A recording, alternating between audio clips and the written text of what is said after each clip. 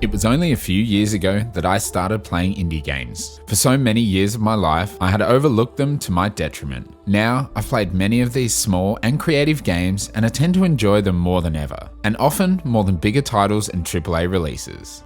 These bite-sized experiences are so regularly memorable and joyful. They can often slip past us though, with limited marketing and the cacophony of game releases from behemoth publishers, but thanks to Game Pass they can be front and center on Xbox and can really grab my attention.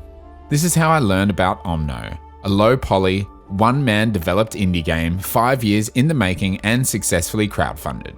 Its simplistic aesthetic, exploratory storytelling, breathtaking vistas, wonderfully uplifting soundtrack, and a pure sense of wonder make this game truly special.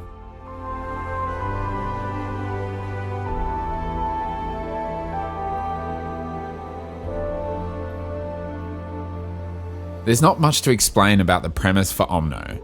You are, well, I don't actually know. You're an inhabitant of this mysterious world. A staff bearer. A small bipedal being, humanoid I guess, who wakes up in a swamp and sets out into the world. The player learns as the character learns, but there's no dialogue, no exposition. You just kind of have to start venturing and see where the journey takes you. And what a journey. From the swamplands in the opening of the game, through icy tundras and deserts, gorgeous bamboo forests and mountains floating high above the planet below, the landscapes of Omno are truly beautiful. Each level is quite simply an open area for you to explore, complete simple tasks and puzzles, and collect enough light to open the way to the next area. There are adorable and fantastical creatures to find in each area as well, which add to the world building. Like the three-legged deer-like Stalixus who playfully stomp at you, dropping light from their antlers, to the Uctulus who bask in the sunshine wrapped in their squid-like tentacles, the Caloobs who follow you around happily, or the adorable Scipions who slide on their bellies with you as you staff surf across their territory.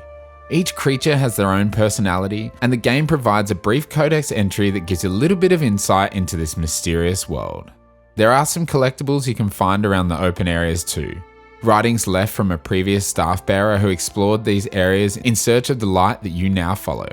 Although Omno has some similarities to 3D platformers, it's definitely not a collectathon. In saying that though, I was so eager to explore these areas and gobble up every possible bit of this game that I managed to 100% the game in one playthrough and get all the achievements as well.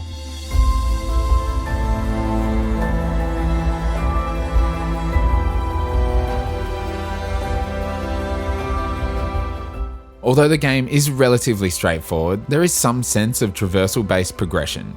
In each chapter, you are introduced to a new ability, whether that's a quick air dash, the ability to surf on your staff, long-distance warping, or floating through the air. These abilities help give a sense of progression, but also make the areas more interesting and the puzzles more complex as the game moves forward. But the traversal isn't really the star of the show. That award goes to the game's world design and sense of awe. As you're exploring the world, huge mythical beasts fly overhead. The animals that you come across are all weird and wonderful, and there's even some massive legendary animals that take you from one area to another in sequences that are truly marvelous. The way the music builds with such beauty, coupled with the picturesque views bathed in sunlight from above, it all comes together in such an incredible and awe-inspiring way.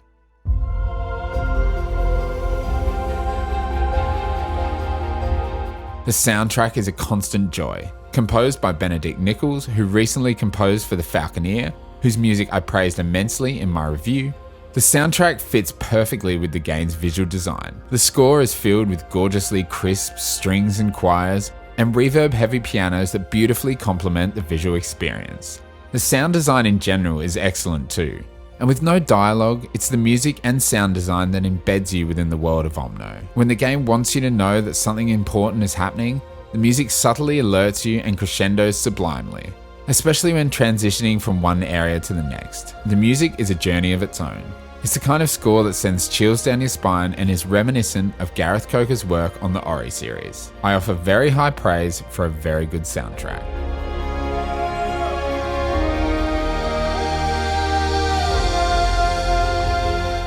Omno is a game that I quite obviously highly recommend.